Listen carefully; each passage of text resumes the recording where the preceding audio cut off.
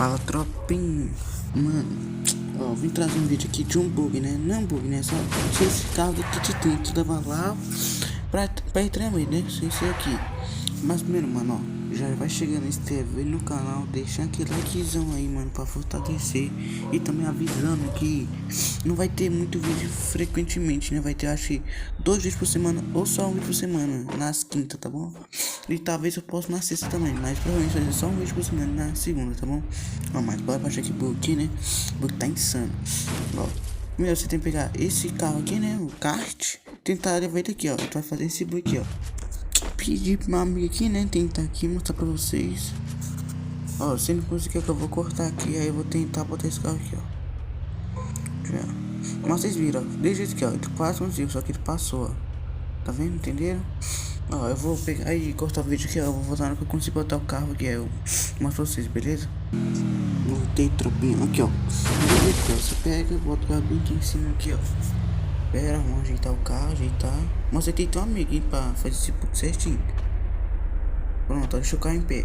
Aí somente tem que ficar ali atrás, ele apertar a prancha e empurrar. Se a prancha dele carregar de novo, né? Porque deixa carregado ela, ó.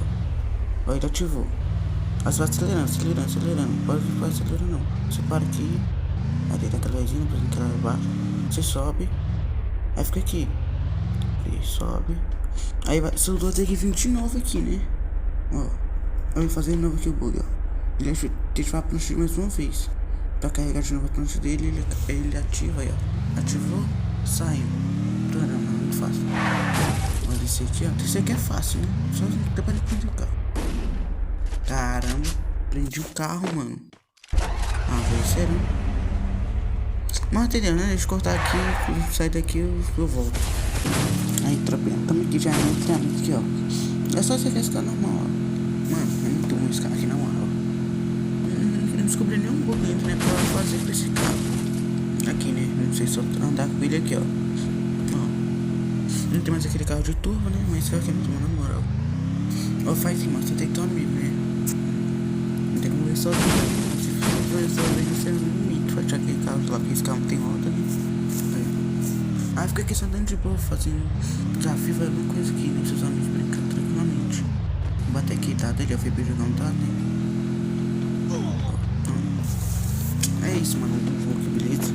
Ó, vai ter já a visão, vai ter só um vídeo por semana, provavelmente, tá bom? Porque eu tenho uma escola também, né? Essa é uma novidade, né? Então, eu tenho que ter vídeo pra fazer muitas coisas de escola aqui, tô resolvendo isso aqui, tá bom? Vai ter só um vídeo por semana, às vezes, beleza? Se não tiver, eu aviso no Instagram. Valeu, fui.